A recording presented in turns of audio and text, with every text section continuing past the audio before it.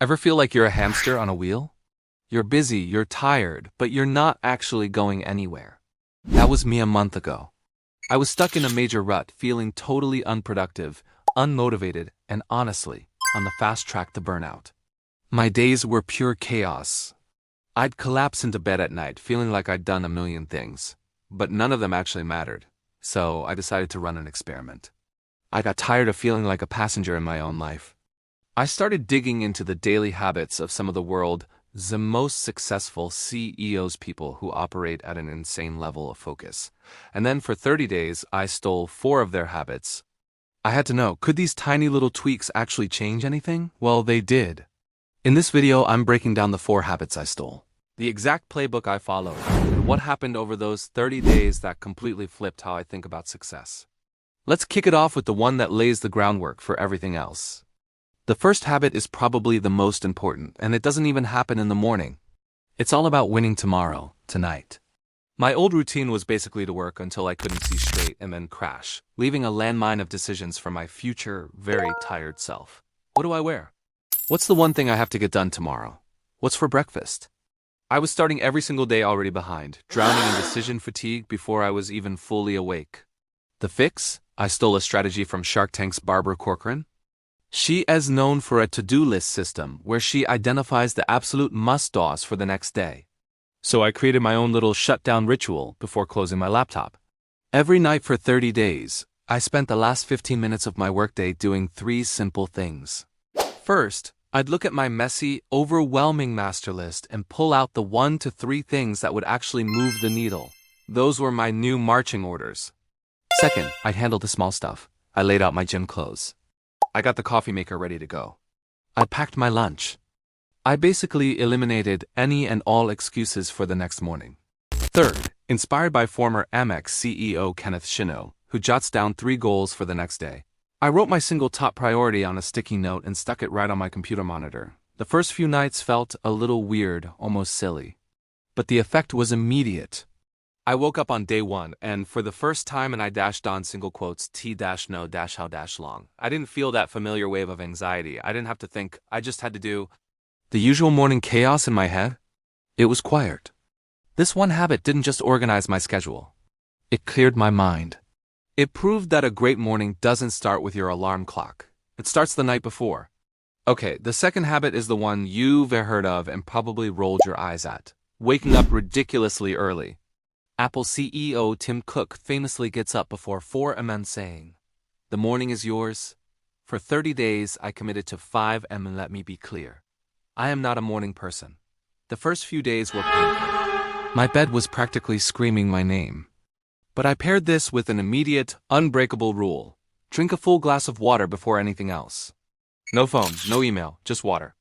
This 2-punch combo was the key to breaking my worst habit. I used to grab my phone first thing, and just like that, 20 minutes would vanish into a black hole of scrolling through other people's emergencies, opinions, and perfect-looking lives. I was starting my day reacting to everyone else. By forcing myself to get up, walk to the kitchen, and drink water, I put a physical wall between me and my phone. Waking up early wasn't about getting less sleep. It was about finding some solitude. That hour before the world woke up became my sanctuary. It was quiet. No new emails, no notifications, no buzzes or dings. For the first time, I had a chunk of time that was 100% mine, and it felt like a superpower. Tim Cook uses this time to get ahead on email, but I just used it to feel calm and in control. The water woke up my body, and the silence woke up my mind. It wasn't about getting more hours in the day. It was about getting more intention into the hours I already had. My old mornings were a mad dash. After wasting time on my phone, I'd fly around in a panic, my mind already buzzing with the 100 things on my to-do list. I was stressed before I'd even had my coffee. The third habit was a direct attack on that chaos. 10 minutes of stillness. No phone allowed. This is a non-negotiable for a ton of top leaders. LinkedIn's Jeff Weiner uses guided meditation, and Salesforce CEO Mark Benioff literally builds meditation rooms in his offices. I decided to start with just 10 minutes. So after my glass of water, I'd sit in a quiet corner of my apartment phone in another room and just focus on my breathing. Some days I used an app, other days I just sat in silence. The first week was a battle. My brain would not shut up. I think about work, that email I forgot to send, my grocery list. You name it, but I kept at it. Around day 8, something clicked. The 10 minutes started to feel less like a chore and more like a lifeline. I started to notice my thoughts without getting swept away by them. This little window of quiet had a ripple effect on my whole day. It was like building a buffer between me and the world. When things got stressful at work, I wasn't as reactive. I could take a beat and respond instead of just exploding. Some days, channeling my inner Oprah, I'd just spend the 10 minutes thinking of 3 things I was grateful for. It is pretty wild that a habit I stole from some of the busiest people on the planet taught me that the secret to getting more done is to first slow down. This final habit is the one that really changed the game for my career. I stole the idea of deep work and dedicated the first hour of my workday from 8 a.m. to 9 a.m. to my single most important task. That meant no email, no Slack, no quick questions, nothing. Many CEOs, like Bill Gates with his famous Think Weeks, are masters at protecting their time for focused thinking. I couldn't take a week off to go read in a cabin, but I could protect 1 hour. I used that time to tackle the number 1 priority I had put on that sticky note the night before. At first, this was brutally difficult. The urge to check email and just clear the decks was overwhelming. It felt like I was being irresponsible. But here's the truth. Most morning emails are just other people's priorities hijacking your own. By diving into my hardest task first, I was giving my best energy to my most important work. The results were kind of shocking.